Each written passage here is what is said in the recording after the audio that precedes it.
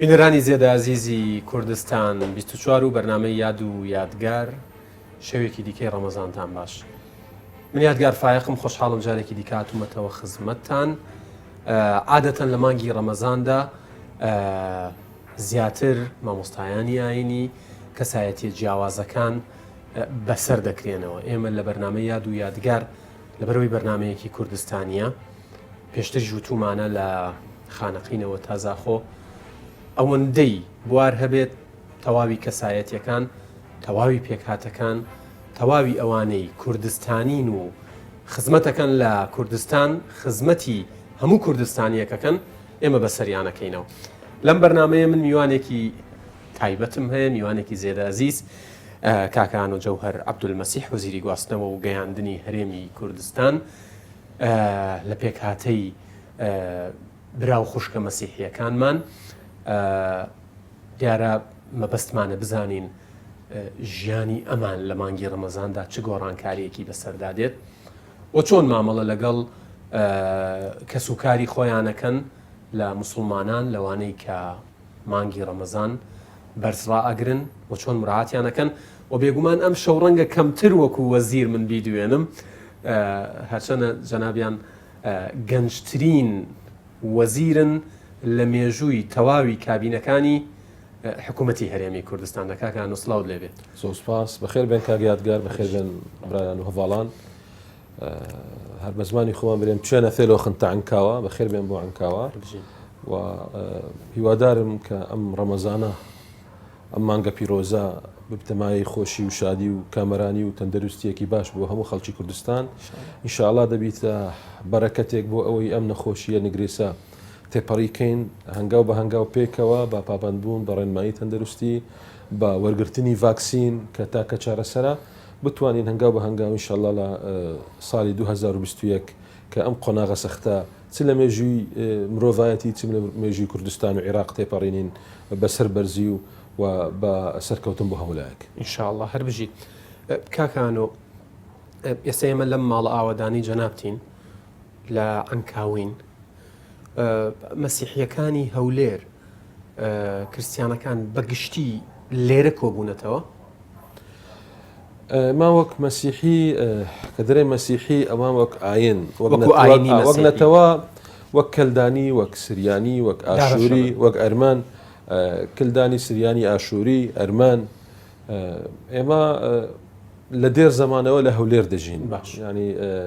لەو کتێبەی ئێستا لەوێ دانراوە عنکاوە مێژووی عنکاوە کە مامۆستا فاروق نووسیتی یان خۆشی کردیتەوە ئەو زانیاریانە لەگەڵ دوو کتێبی دیکەی پێشەوی بەڕەحمەتی مامۆستا عەزیز نەباتی و بە پێشەوی مامۆستا حەنا ڕۆفۆ خەڵکی عنکاوە بخۆی لە بۆ 6,000 ساڵ دەگەڕێتەوە زیاتر لە ئێستاوە دەرگەیەک هەبوو لە قەڵاتی هەولێرێ کە بەرەو عنکاوەیە ناوی دەرگەی عەمکە بووە یان دەرگەی عنکاوە. یەکێک لەم خێزانانە یاخود لەو بنەماڵانەی کە خەڵکی عنکاوان بەڕەچەلەک و بە ئەسڵەوە خەڵکی قەڵاتی هەولێرن هەروەک کتێبی مامۆستا فاروق ئەوەی لەسەر مێژووی عنکاوە باز دەکا 5-6 خێزانن لە عنکاوە بنەماڵن یەکێک لەوان خێزانی ئێمەیە. زۆر باشە. دیارە وەڵامی ئەم پرسیارە بە نسبەت هەولێریەکانەوە ڕوونە، بەڵام ئەم بەرنامە بۆ تەواوی کوردستانە. چەند غەیرە مەسیحی لە عنکاوە هەیە؟ ینی بۆ نمونە موسڵمانن یان هەر ئاینێکی دیکەیان هەیە و لێرە ئەژین و هیچ کێشەیەکیان نییە؟ هیچ ئامارێک هەیە؟ ئامار نییە لەبەرەوە تاکو ئێستا بخۆ دەزانی ئیحسا نەکرایە لە سەرتاسەری عێراق ئیحسا نەکرایە و کوردستانیش، بەڵام لە عنکاوە نزیک 65 تا 7,000 کەس تێدایە بە عنکاوە بەو گوندانەی نیشتەجێبوونەوەی سەر بە عنکاوەیە. باش زیاتر لە 90% مەسیحین. باش ئەوان دیکە برای یەزیدیەکان تێدایە، برا کاکەیەکانمان، برای سابی ئەیمەندائی و هەروەها برا کوردە موسڵمانەکان و هەندێک لە ژمارەی عەرەب و ئەجنەبیانەی کە لێرە دەژین. بەڵێ باشە. عادەتەن لە مانگی ڕەمەزاندا تەواوی شێوازی ژیان و لایفستایل گۆڕانکاری بەسەردادێت. ئەمە کاریگەری لەسەر ژیانی ئێوەدا ئەنێ؟ ئێمە بەنسبەت مانگی پیرۆزی ڕەمەزان ئێمە هەمیشە ڕێزی لێ دەگرین، لەبەرەوە ئێمە ڕێز لە برا کوردە موسڵمانەکانی خۆمان دەگرین و لە موسڵمانەکان بە شێوەیەکی گشتی و تایبەت کورد. ئێمە کە دەبینین برایەکی مسلمانمان مەسەن لە دەوامێ من ئەوە لە سەرمە مەسەلەن کە میوانێکم بۆ دێ ئەمڕۆ دەوام لە دەوامێ بووم هەتا نزیک ساعت چاری بەڵێ عەسر بەڵێ هەتا ساعت 4 ئێمە لەوەی بوون لە دەوام بووین کە میوانێکم دێ دەزانم مسلمانە یەک من لە پێشەوی ئاو ناخۆم قاوەژ ناخۆم بەڵام داوای لێ دەکەم دەرێم ئەرە ئینشاءالله بە ڕۆژی گەدەرێ بە ڕۆژیمە هەتا بزانم کە ئاو و قاوەی بۆن یعنی میێوەنداری نەکەم بەڵێ ئەمە هەیە یعنی ئەمە هەر لە باب و باپیرانەوە بۆ ئێمە مایە کە تو لەگەڵ کەسێک دەژی دەبی ڕێز لە عادات و لە تەقالید و لە فکری ئەم کەسە بگری و هەروەها دەبی بەرامبەرش ڕێز لە عادات و تەقالیدت بگری ئێمە لەگەڵ کورد و مسلمان ناژین کورد و مسلمان لەگەڵ ئێمە ناژی کەس لەگەڵ کەس ناژی کەس تابعی کەس نییە کەس پاشەکەوتی کەس نییە هەمومان پێکەوە دەژین لەبەرەوە کە پێکەوە دەژین دەبی هەمومان پێکەوە لە یەکتر ڕێز بگرین هەموو ڕەمەزانان ئەگەر لەبەر کۆرۆنا نەبی وەکو خەڵکی عنکاوە گەنجان ڕدێن سپی عنکاوە کەساتی دەچین سەردانی مزگەوتی قازی محەممەد لە کورانی عنکاوە دەکەین لەوەی پێشوازی دەکرێن لەلایەن ڕێزدار مامۆستا ئیمام و خەتیبی مزگەوت مامۆستا حەسەن قادیانەی دەچین بۆ بەرەبانک شیرینی دەبین لەگەڵیاندا دەنیشین چەندین جار مشارەکە دەکەین لە لەیلەة القەدەر و هەندێک جارش لەگەڵ برادران دەچینە تەراویح هەر لەگەڵیان لەبەر خۆشی مانگی ڕەمەزان دەچینە بازار چەیخانەی قەرداران مەچکۆ تعجیل تکەی دەخۆین ئەمە هەر زۆر باشە بە ئەم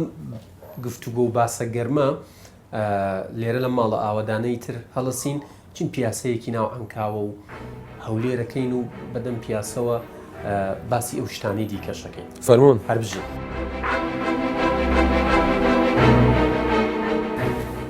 کاکانۆ ئێستا کاتینە دەرەوە بۆی بجوڵین بەرەو بڕگەکانی دیکەی بەرنامەکە ئەبینم سەگێکی ڕەسەنی کوردیتان هەیە باس لەوە کرد کە لە 19 ڕۆژیەوە لای خۆتە بەڵێ حەزم کرد ئەم هەلە بقۆزمەوە بۆی پرسیاریەوە بکەم چەند گرنگە یعنی مافی ئاژەڵانیش گرنگی پێ بدرێت چەند گرنگە ئەوانەی کە ئاژەڵی بێلانن لایەن لێ بکرێتەوە حکوومەت خەمێکیان لێ بخوات چونکە هەوڵی جیاواز هەیە لە تەواوی کوردستانە چەند گرنگە چۆن ئەم ئاژەڵە ماڵیانە مانە پێتن گرنگیان پێدرێت ئەوانەی بێلانەشن گرنگیان پێ بدرێت بەڕاستی ڕێزگرتن لە ئاژەڵ کەلتورێکە لە کوردستان هەمیشەدا بوونی هەبووە باش چۆن ڕێز دەگرین لە یەکتر لە مرۆڤ ڕێز دەگرین لە دار لە بەرد لە خاچی وەتەن ئەوهاش ڕێز دەگرین لە ئاژەڵ ئەم ئاژەڵانە بە تایبەت ئەوەی سەگی پیشدەری ئەوە لە هەڵکۆدراوی بەردی هێشتان ئیمێژووی بابلیەکان و ئاشووریەکان و میدیەکان تێدا بوو لەو کاتەوە تێدایەوە تاکو ئێستا لە بابل و لە نینەوە تێدا بوو ئەوانە کە بەخێو کراینە و بووینە ئاژەڵێکی ماڵی و هەروەها لە شەڕەکان و ئەمە سامانیان پێ بەنسبەت کوردستان بەڵێ ئەمە ئێستا تەمەنی ساڵک و 2 مانگە باشە لە 19 ڕۆژ لای بەندەیە ناوی گەبارەیە کەواتە بەهێز قارەمان باشە بە زمانی خۆمان زمانی سریانی بڵێ ئاژەڵی زۆر مطیعی ماڵێنە و هەروەها زۆر بەهێزن یعنی هێزێکی هێزی سێ چوار زەلامی هەیە نیە هەندێک لە کۆنتترۆلکردنە پێویستی بەهێزە باشە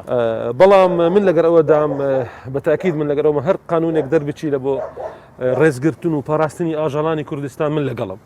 و هەروەها حکوومەت کردیوانی بڵێن ئەوادەی کە لۆبیشی بۆ بکەیت ئەمە بەنسبەت خۆمان لۆبیشی لێ دەکەین و کاریشی بۆ دەکەین و کوردستان وڵاتێکە سروشتی زۆر جوانە و ئەمانە بەشێکن لە سروشتی کوردستان و دەبیت هەمومان پێکەوە بیپارێزین و بەڕاستیش یعنی منداڵان ئەو مندانە بچووکانە لە ماڵی ئەوانە کە دەبینن یعنی ڕێزگرتن لە ئاژەڵ لە منداڵیەوە دەبی لە ناو ناخیان بچینین هەتاکو کە گەورە بن بزانن کە ئەوانش شەریکی ئێمە لەنەوە وڵاتە نەک تەنها بەشەر شەریکی یەکترن ئاژەڵ شەریکی ئێمە لەنەوە وڵاتە زۆر باشە کەواتە بە بجوڵین بەرەو پیاسەکەمان باش.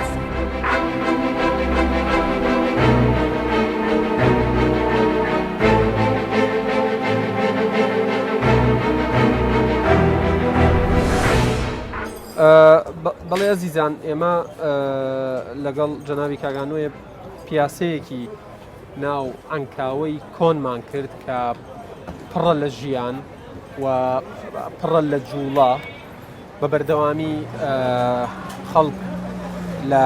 دەست و چاوت خۆش بن دەست خۆش برە سپاس لە حرەکەیەکی زۆرایە کاک ئانۆ یعنی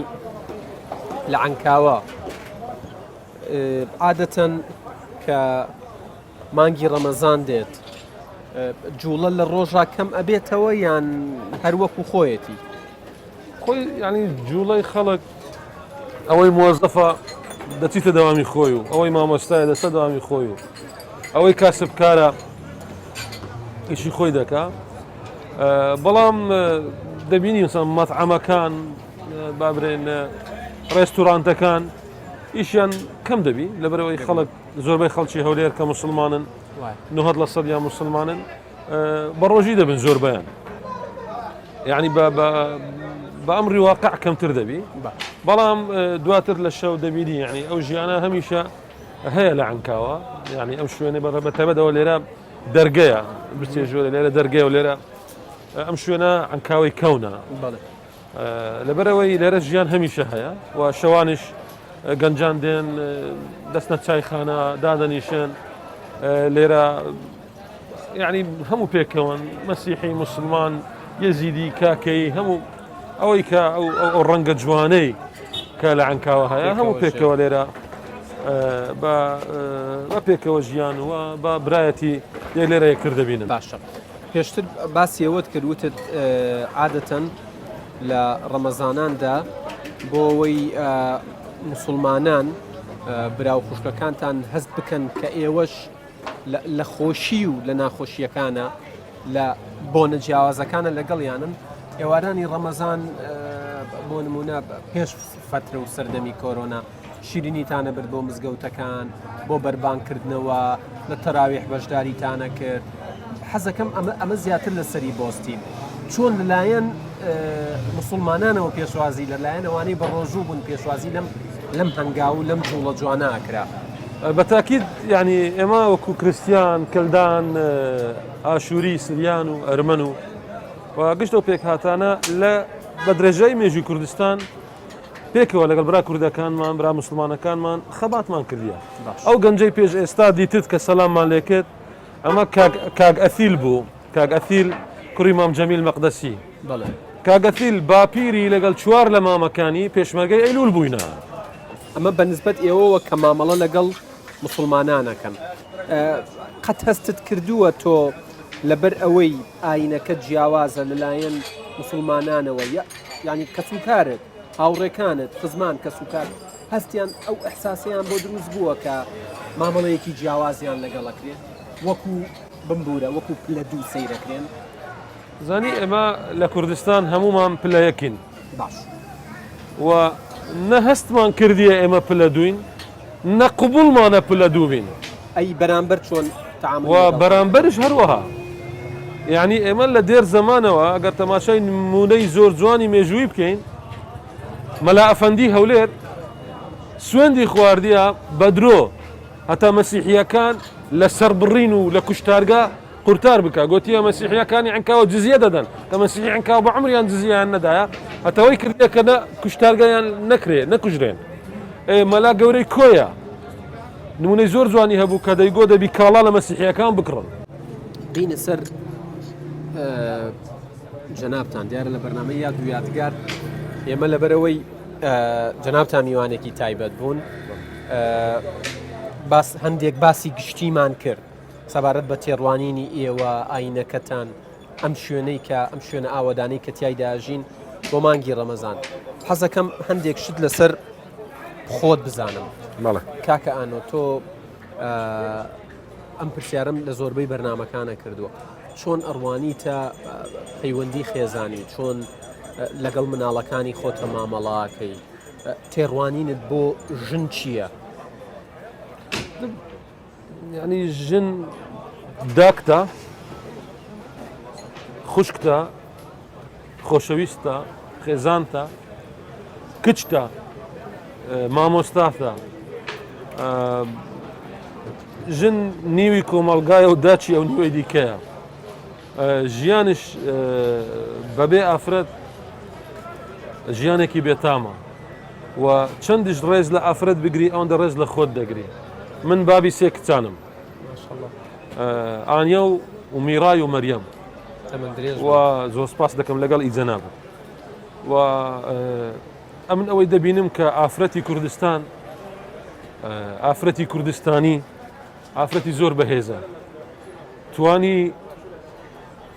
بەرگەی ئەو هەموو مێژووە پڕ لە خوێن و لە کوشتن و لە بڕین و لە چەوساندن و لە دەربەدەری و لە غەریبی بگریتن، توانی پشتی پیاوی خۆی بگری تا شۆڕش بکە، توانی پشتی پیاوی خۆی بگری تا کاسبی بکە. ئێمە چەند ڕێز لە ئافرەتی کوردستان لە ژنانی کوردستان بگرین هێشتان کەمە، و باوەڕ بکە هەر پیاوێک ڕێز لە ئافرەت بگری ڕێز لە خۆی دەگری. گرنگترین ئامۆژگاری کە پێشکەشی ئەو سێ کچەی خۆتت کردبێ و لەوێشەوە پێشکەشی گەنجەکانی کوردستانی بکەی چییە؟ چونکە بۆی ببێ بەعادەت بەرنامە تەلەڤیزیۆنیەکان هۆشیاری بڵاو بکەنەوە، تەنها ئەوە نەبێ هەر بەرنامەیەک بکرێت و تێپەڕێ، گرنگە هۆشیاری بچێتە ناو خەڵکەوە. من ئەگەر یەک قسە بکەم لە بۆ کچەکانم لە بۆ گەنجانی کوردستانیش پێیان دەرێم بە هیچ شێوەیەک خۆتان بەکەم نەزانن لە هیچ کەسی دیکە، زۆر خۆتان بە گەورە بزانن کە ئەنگۆ هاوڵاتی کوردستانە، وڵاتی خۆتان خۆش بووە، خاچی وەتەن خۆش بوون، بزانن کە باب و باپیرانەکانتان بە خوێن ئەو خاکەیان پاراستیە، بە خوێن ئەو تەجروبەی کوردستانیان گاندیتە ئەمڕۆ، کە ئەمڕۆ ئەو هەرێمەمان هەیە، ئەو ئازادیەمان هەیە و ئەو ئاڵایەمان هەیە و پەرلەمان و حکوومەت و ئەو سەقامگیری و ئەسایشەمان هەیە. نێوانت لەگەڵ خوێندنەوە چۆنە؟ من هەڤاڵی کتێبم و حەزشم زۆر لە خوێندنە. خۆشبەختانە کتێبخانەی باپیرم بە ڕەحمەتی بۆ من ماوە، کتێبخانەی مامۆستا یاخود هونەرمەند زۆر عەبدولمەسیح کە مامە ئەویش بۆ من ماوە، و کتێبخانەی خۆشم ئێستا کتێبخانەیەکی گەورەم لە ماڵێ هەیە لە خوارێ لە سەردابە، و خەریکم ڕێک دەخەم و تەرقیمی دەکەم. کتێبخانەیەکە ئی سێ جەنەڕیشنە، یعنی سێ جیلە، سێنەوەیە لە لای منە لە ماڵێ. باشە، کتێبێکی دیاریکراو هەیە کاک ئانون جەوهەر هەمان کەس نەما دوایەوەی خوێندیەوە، یعنی گۆڕانکاری زۆر ڕیشەیی لە بوونی تۆیا کرد؟ من لە منداڵی باپیرم ئەو بوو کە بە منی گوت کە کتێب بخوێنم، یەکەمی نەسیحەت ئەو بوو. ئەمن کتێب لە لای من ڕێزی هەموو کتێبێک دەگرم، بەڵام ئیمان بە هەموو کتێبێک ناینم، یعنی ئەو نییە کتێبێک بگرم بخینم برم تەواو ئەو کتێبە ڕێژشاندەری ژیانمان، لەگەر ڕێزم بۆ کتێبە ئاینیەکان، ئەوە بابەتێکی دیکە کتێبە سەماویەکان بابرێن، بەڵام ئەمن هیچ کتێبێک ناگرم بەدەستم برم ئەو کتێبە ڕێنیشاندەری ژیانمان، یعنی کتێبێکی هیگل ببینی برێ وەڵڵا هیگل لە هەمویان پیاوترە، لە هەمویان عەقڵترە، کتێبێکی دیکارت، کتێبێکی برێ ئبن ڕوشد، یان کتێب خوێنەر ئەبێت هەڵبژێرێت، ئەوەی سوودی لێگەێنێ بۆ قۆناغی ژیانی بەکاری بێنێ، ئەوانی دیکە مەرج نییە قەنەعەتی پێ بکات و بەڵام ئەو کتێبەی کە من لە قۆناغی گەنجی کە بەڕاستی توانیم لەڕێ ئەو کتێبە بزانم مێژووی ئەو ملەتە چییە و چەند ئەو ملەتەی ئێمە چەو سێنراوە و تەسحیەی داوە، کتێبەکەی ڕێزدار جەنابی سەرۆکە کاک مەسعود بارزانی کە بارزانی والحركة التحررية الكردية کە بە زمانی عەرەبی بخین،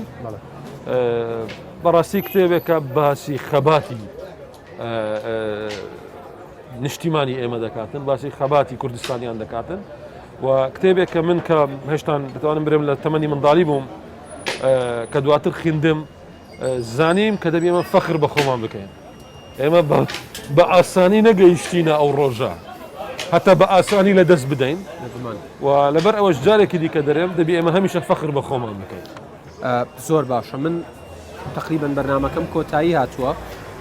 ئێستا دەفتەرەکە شەروەکو شێوازی بەرنامەکە خەمە بەردەستت وەکو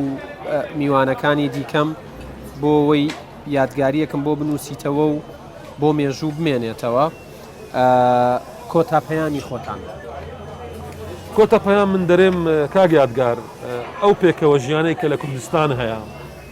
پێکەوە ژیانی ئاینی و نەتەوەی گرنگترین سەرمایەی کوردستانە لە نەوت و لە تیجارەت و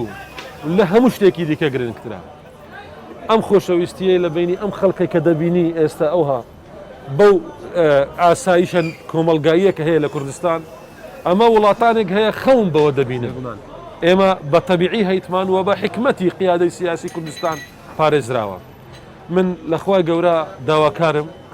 و نزا دەکەم و نوێژش دەکەم هەمیشە کە ئەم وڵاتەمان بۆ بپارێزی ئەم خاکە پیرۆزەمان بۆ بپارێزی بتوانین هەمومان گەنج و لاوی ئەم وڵاتە بتوانین بیپارێزین چۆن بە پارێزراوی لە نەوەکانی پێشەمە وەرمانگرتیا ئەوها بەهێزتر و بە پارێزراوتر بدەینە نەوەکانی دادێن. ئامین ئامین. من زۆر سوپاسان دەکەم جەنابی کاک ئانۆ جەوهەر وەزیری گواستنەوە گەیاندن لە حکوومەت هێرێمی کوردستان کەم شەو زیاتر پێمان خۆش بوو دوور لە پۆستەکە بدوێنین بۆی خەڵکی خۆشە بزانێ ینی تێڕوانینتان بۆ بابەتە جیاوازەکانی ژیان چیە چونکە هەمیشە کە لە کەناڵەکان دەرەکەون قسە لەسەر ئەو بابوت و بوارانەکەن کە پەیوەستە بە بوارەکەی خۆتانەوە بە وەزارەتەکەی خۆتانەوە ئێمام شەوڵماندا لەوە بچینە دەرەوە چونکە شەوانی ڕەمەزانە خەڵکی خۆشە لەم جۆرە بەرنامانە زۆر بێت ئەلێرە وتەی خۆت وەکو یادگاریەک بۆ بەرنامەکە و گرنگترین وتەش کە پێشکەشی گەنجانی بکەیت زۆر سپاس بۆمان تەدوین فەرموو.